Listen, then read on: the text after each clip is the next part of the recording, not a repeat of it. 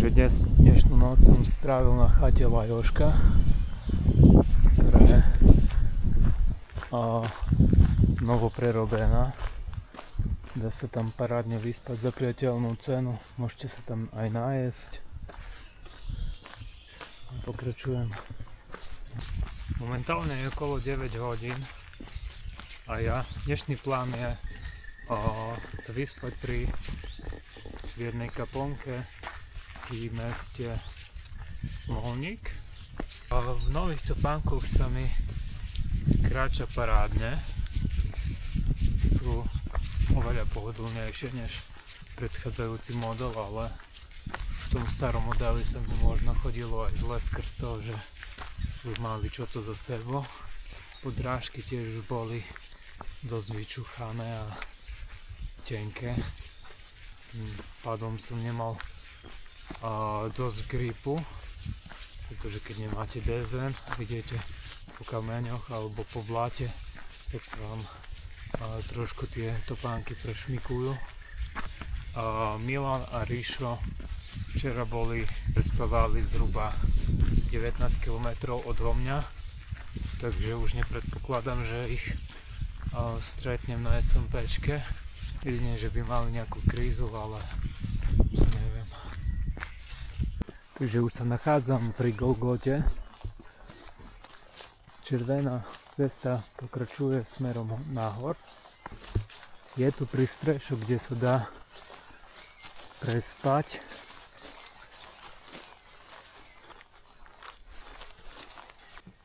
Očividne to už je zanedbané.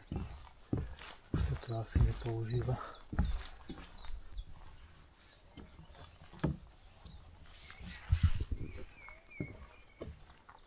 Teraz pokračujem smerom na Štos, kde sú štoské kúpele.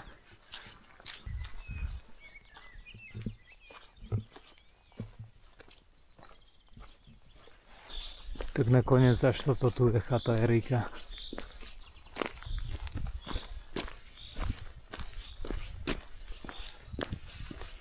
Tu je posedenie. A tu by bol asi pekný výhľad, kebyže není hmla.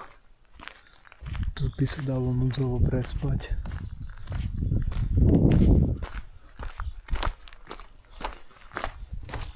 Takže už kráčam pomaly na 3 studničky a je tu všade hmla.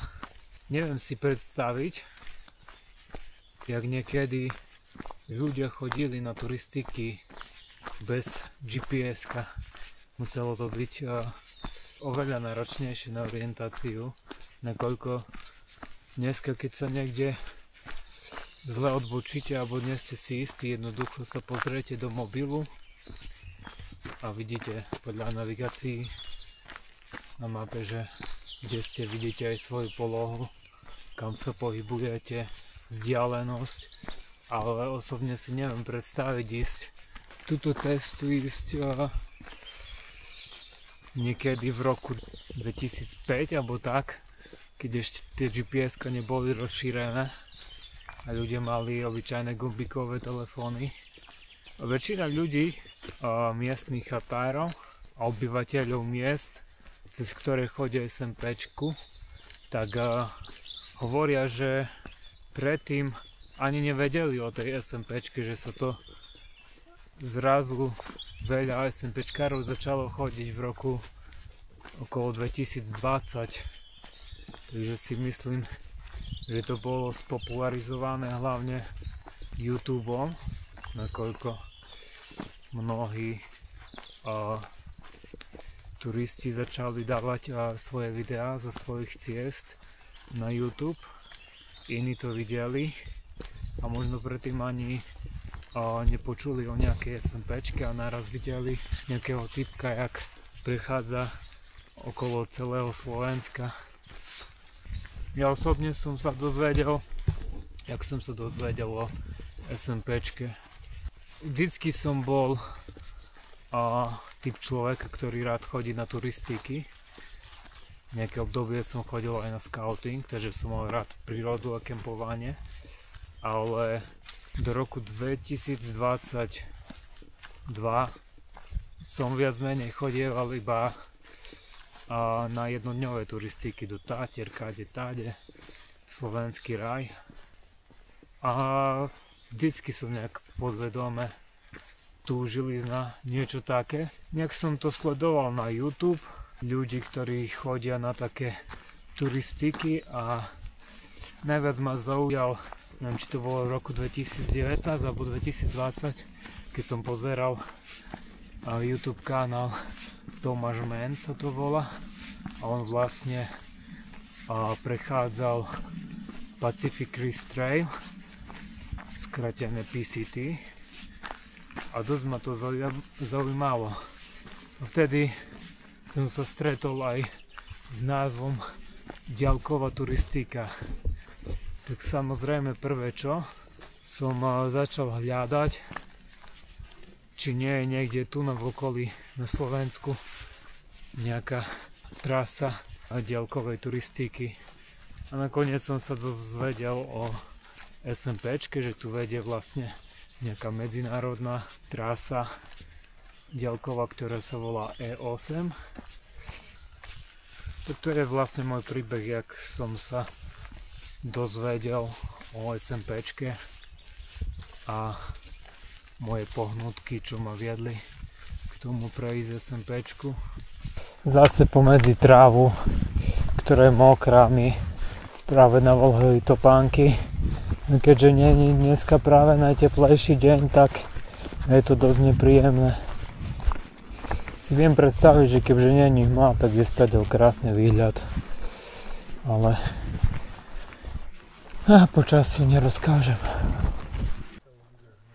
Takže tu sú tie 3 studničky. Tu je kvázi utúľňa, kde sa dá prespať.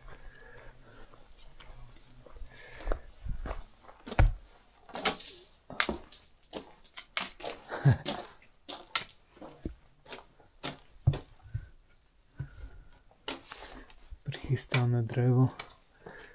A tu ešte altánok. Tu je chladno.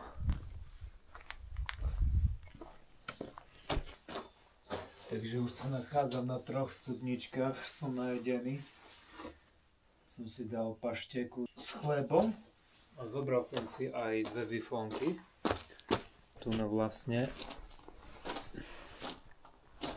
sú pár bifóne, ktoré si turisti môžu zobrať. Tu je aj nejaká soľ. Je to celkom dobré miesto na prespanie. Sú aj 2 sekery tu sú, keď by niekto chcel nasekať drevo.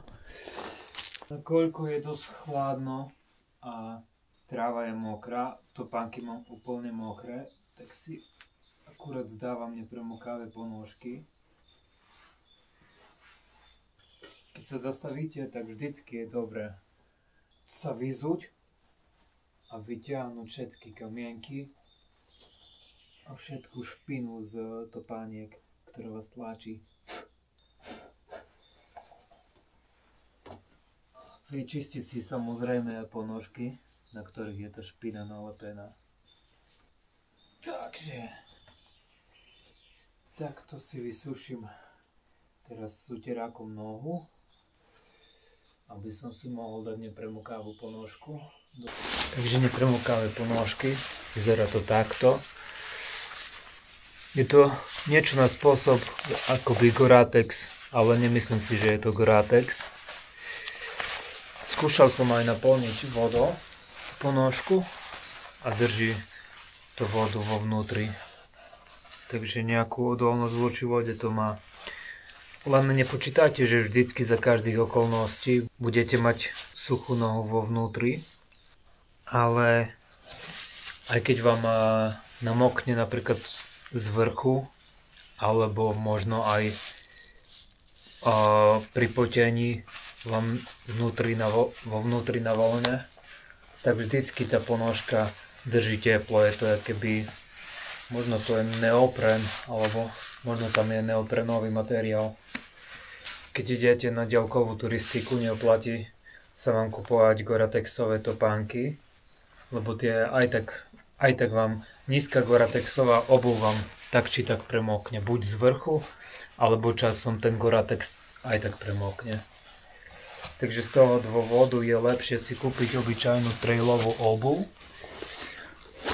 a chrániť sa pred vlhkosťou iba nepremokavými ponožkami, ktoré vám zabezpečia nepremokavosť, ale zo skúsenosti vám môžem povedať, že možno 2 hodiny a zvládnu byť suché. Keď ste v mokrom prostredí, ale vždycky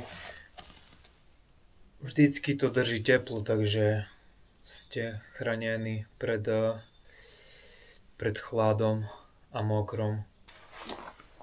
Keď je teplo a máte obyčajné ponožky, tak pocitovo to nie je nič nepríjemné. Cítite nejakú vlhkosť, ale necítite chlad. Takže prakticky môžete aj v mokrých ponožkách chodiť. Ale ako náhle klesne teplota, je chladnejšie, tak mokrá topánka a mokré ponožky to nie je dobrá kombinácia a cítite sa veľmi diskomfortne a odsáva to z vás veľa energie.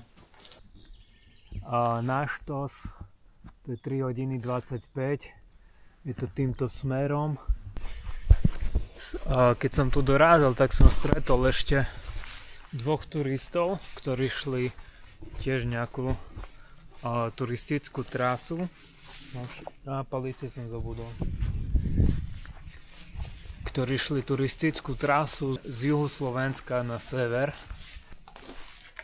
ktorá má dĺžku okolo 200 km. Takže im to vraj má trvať nejakých 5 dní. Takže tak. Je 14 hodín 21 minút a hmla stále neustáva. A som v oblasti, kde je krásny výhľad na okolie, ale vďaka hmle nevidím nič. Začína ma bolieť. No aj včera ma bolelo koleno práve. Práve som stretol typka SMPčkára, ktorý šiel opačným smerom.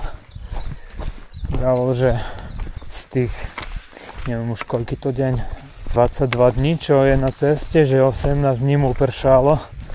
Takže to muselo byť dosť ťažké. Hádam, mňa nečaká to isté. Nachádzam sa na Kloptáni. Što z kúpele sú 2 hodiny 40. Je tu takýto prístrešok, kde sa dá núdzovo schovať aj prenocovať. Ale počul som, že keď prší a vietor fúka, tak dovnútra nafúka.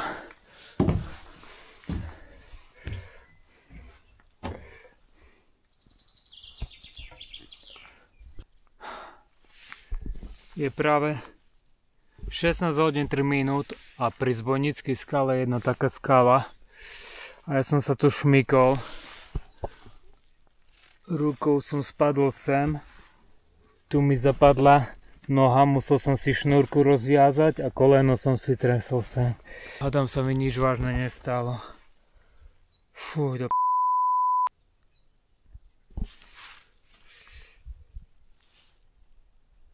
No nič, že pokračujem ďalej. Kúpele štos. Je tu nejaká speloterapia a nejaká terapia v jaskyni.